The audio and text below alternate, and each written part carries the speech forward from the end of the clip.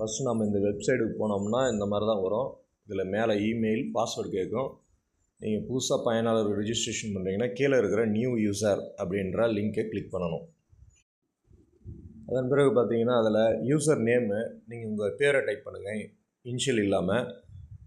கீழே யூசர் டைப்பில் வந்து பார்த்தீங்கன்னா யூசர்னு கிளிக், அது கீழே செலக்டடுன்றதில் 11th கம்ப்யூட்டர் சயின்ஸ் மட்டும் இப்போ ஆக்டிவாக இருக்குது, அதை மட்டும் செலெக்ஷன் பண்ணுங்கள்.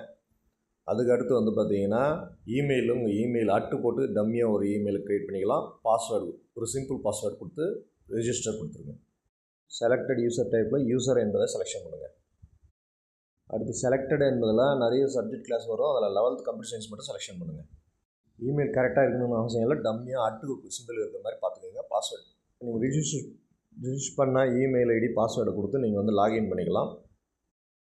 லாகின் ஆன உடனே உங்கள் யூசர் நேம் காட்டும், வெல்கம் டு யூசர் நேம்னு காட்டும். அதில் மேலே ரைட் சைடில் 3 கோடு இருக்கும், அதை கிளிக் பண்ணிங்கன்னா, அந்த ஐக்கானை கிளிக் பண்ணிங்கன்னா உங்களுக்கு வந்து மெனு ஓப்பன் ஆகும். அந்த மெனுவில் எக்ஸாம் என்பதை கிளிக் பண்ணிங்கன்னா உங்களுக்கு எக்ஸாம் வந்து லிஸ்ட்டு காட்டும், அதில் ஸ்டார்ட் கிளிக் பண்ணிக்கோங்க.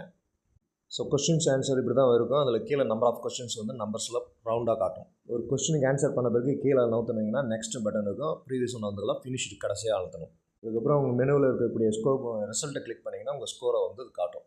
தேங்க்யூ.